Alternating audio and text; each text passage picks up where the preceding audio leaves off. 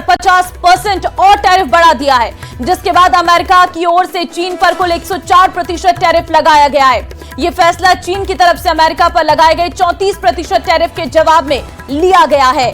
चीन पर नई अमेरिकी टैरिफ तुरंत प्रभाव से लागू है।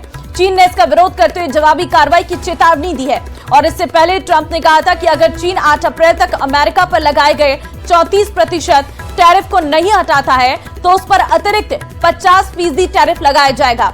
चीन भी पीछे नहीं हटने को तैयार है और अमेरिकी टैरिफ को ब्लैकमेल बताते हुए चीन अंत तक लड़ने की बात कह रहा है। तो देखिए यहां पर अमेरिका का चीन को एक और झटका यहां पर देखने को मिल रहा है, लेकिन ये टैरिफ बम जो फोड़ा है अमेरिका ने, इसका असर कितना पड़ेगा ये देखना होगा, क्योंकि सिर्फ चीन पर इसका असर नहीं पड़ेगा, बाकी देशों पर भी इसका असर जरूर पड़ने जा रहा है, क्योंकि अमेरिका ने चीन पर और 50% का टैरिफ बढ़ा दिया है। कुल मिलाकर 104% टैरिफ जो है वो ट्रंप ने अब अपनी वार्निंग के बाद चीन पर लगाया है, जिसका जवाब चीन का कहना है कि हम जरूर देंगे। और ये साफ तौर पर उन्होंने अमेरिका टैरिफ को ब्लैकमेल करते हुए चीन अंत तक लड़ने की बात कह रहा है। अब देखना होगा कि इसका असर कितना पड़ता है मार्केट पर, क्योंकि ये जरूर है कि ये जो टैरिफ बम फोड़ा गया है इसका जो धुआं है वो कई देशों में जरूर पहुंचेगा और चीन को तो झटका लगा ही है, क्योंकि पहले जो टैरिफ का ऐलान किया गया था उसके बाद चीन ने 34% का टैरिफ लगाया अमेरिका पर। अमेरिका ने इसका जवाब दिया। ट्रंप की वार्निंग के बाद जवाब में 104% टैक्स लगा दिया गया।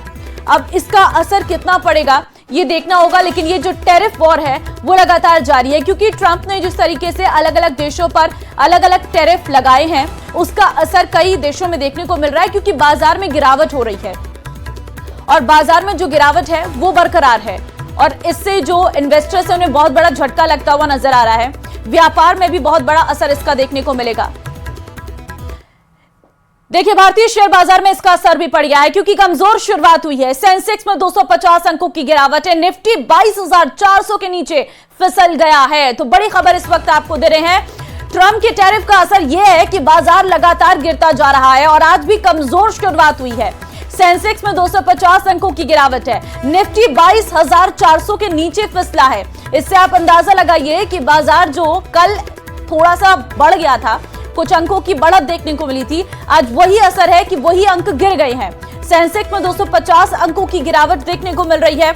हरे पर जहां सेंसेक्स ने इस वक्त चलना चाहिए था, वहां सेंसेक्स जो है इस वक्त लाल निशान पर पहुंच गया है और बाजार में खलबली मची हुई है। इस टैरिफ का असर यह है कि जब से इन टैरिफ को लगाया गया है अमेरिका के राष्ट्रपति ट्रंप के द्वारा, तब से बाजार में गिरावट देखने को मिल रही है। इन्वेस्टर्स को कहीं ना कहीं भारी नुकसान हो रहा है। अब सभी की नजरें इस बात पर टिकी हुई हैं कि आखिर कब बाजार में रौनक वापस लौटेगी, क्योंकि ये टैरिफ का जो असर है, ये जो बम है, ये फूटता नजर आ रहा है और अब तो चीन पर 104% का टैरिफ लगा दिया है। इसका असर भी जरूर मार्केट पर पड़ेगा।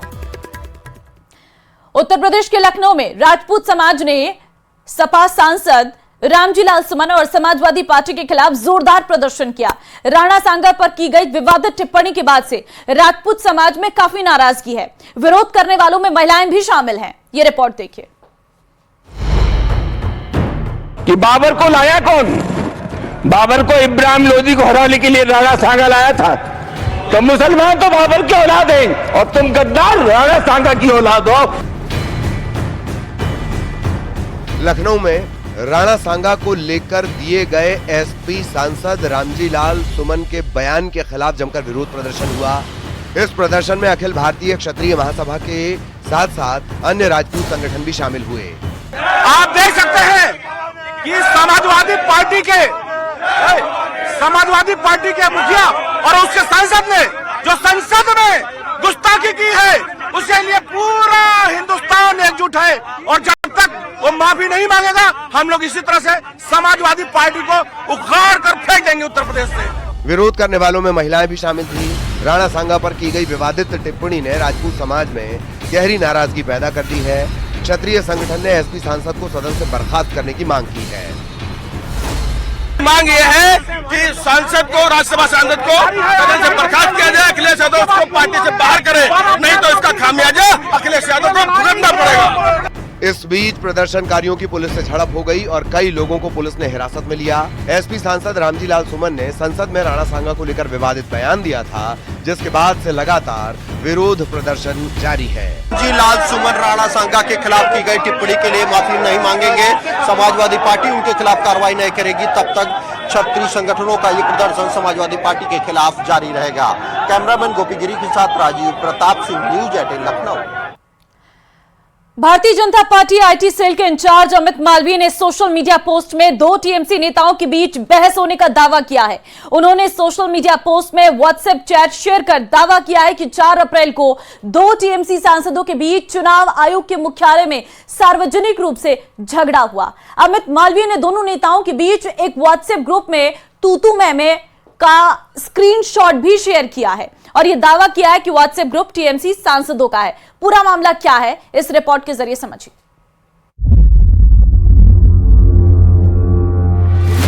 बोलता हूँ अरेस्ट करो।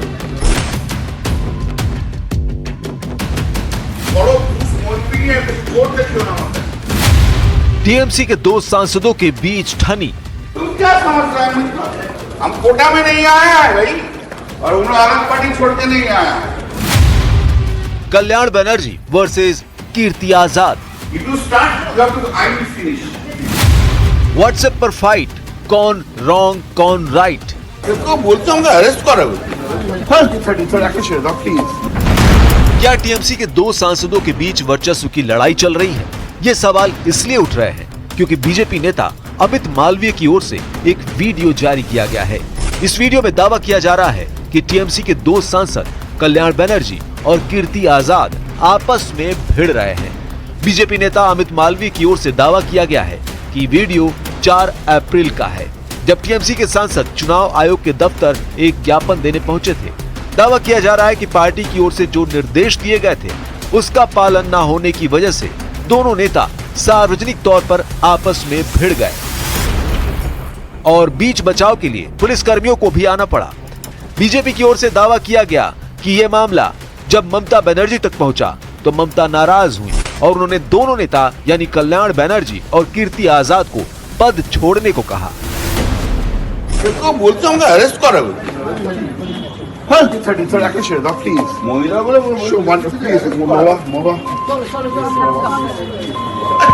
छोड़ा बोला अरेस्ट करो। मीडिया होक ना, मीडिया हमें तो चाहे मीडिया हो। बीजेपी का दावा है कि यह मामला ममता बनर्जी तक पहुंचने के बाद भी शांत नहीं हुआ। टीएमसी के सांसद के व्हाट्सएप ग्रुप में भी यह मामला तूल पकड़ा। दावा किया जा रहा है कि व्हाट्सएप ग्रुप में ही दोनों नेता यानी कल्याण बनर्जी और कीर्ति आजाद एक दूसरे पर बरस पड़े। व्हाट्सएप ग्रुप में एक बहुमुखी इंटरनेशनल महिला का भी जिक्र है। हालांकि अब तक ये साफ नहीं है कि ये बहुमुखी इंटरनेशनल महिला कौन है। बीजेपी की ओर से जो व्हाट्सएप ग्रुप का स्क्रीनशॉट जारी किया गया है उसे लेकर दावा किया जा रहा है कि इसमें कल्याण बनर्जी और कीर्ति आजाद के बीच हुई बातचीत है। इसमें हुए एक कॉन्वर्सेशन में कल्याण बनर्जी लिखते हैं, आज मैं उस सज्जन को बधाई देता हूं जिन्होंने बहुमुखी अंतर्राष्ट्रीय महिला की सुंदर गतिविधियों को खोला। उस दिन उसका एक भी बॉयफ्रेंड उसके पीछे नहीं खड़ा था। ये मूर्ख आदमी जिसे वो बीएफएस से गिरफ्तार करवाना चाहती थी उसके पीछे खड़ा था। आज निश्चित रूप से 30 साल का प्रसिद्ध खिलाड़ी मुझे गिरफ्तार करवाने के लिए उसके पीछे खड़ा है। स्क्रीनशॉट के जरिए दावा है कि इसके बाद कीर्ति आजाद जवाब देते हुए लिखते हैं, आराम से कल्याण, तुमने कुछ ज्यादा ही पी ली है। बच्चों जैसी हरकतें मत करो। दीदी ने तुम्हें और तुम्हारे साथ सभी को एक बहुत बड़ी जिम्मेदारी दी है, इसलिए शांत रहो, आराम से सो जाओ। मुझे तुमसे कोई दुश्मनी नहीं है। मैं तुमसे विनम्रता से निवेदन करता हूँ कि उम्र में मैं तुमसे बड़ा हूँ, राजनीति में नहीं। कृपया सभी को साथ लेकर चलो। अपनी बचकानी और अजीब हरकतों को बंद करो। एक वयस्क की तरह व्यवहार करो। किसी को मत उकसाओ, ठंडे दिमाग से सोचो। शुभ रात्रि। दावे के मुताबिक इसका जवाब फिर से कल्याण बनर्जी देते हैं और लिखते हैं, मुझे सलाह मत दो। तुम्हें इंटरनेशनल पॉलिटिक्स के लिए बीजेपी ने बाहर फेंक दिया था। तुम मुझसे सीनियर नहीं हो। तुम पार्टी को बेचना चाहते थे। तुम अब भी इंटरनेशनल पॉलिटिक्स करने के कैप्टन हो।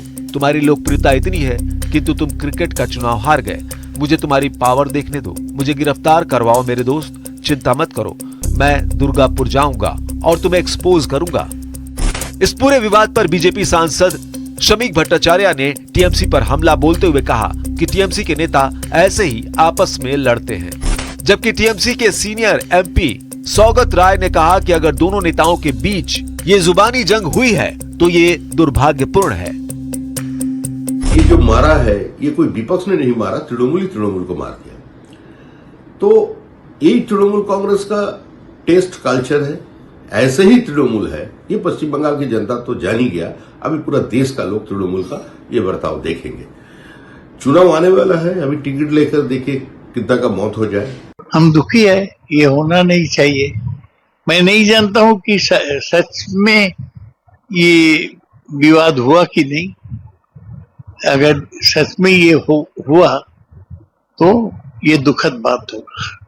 हम 29 लोग हैं लोकसभा में, सब एक साथ मिलके काम करना चाहिए। टीएमसी में इस पूरे विवाद का दावा करने वाले बीजेपी नेता मालवी ने अपने सोशल अकाउंट एक्स पर तंज करते हुए सवाल पूछा है कि आखिर ये बहुमुखी अंतर्राष्ट्रीय महिला कौन है। ये रहस्य दुनिया को सुलझाना है।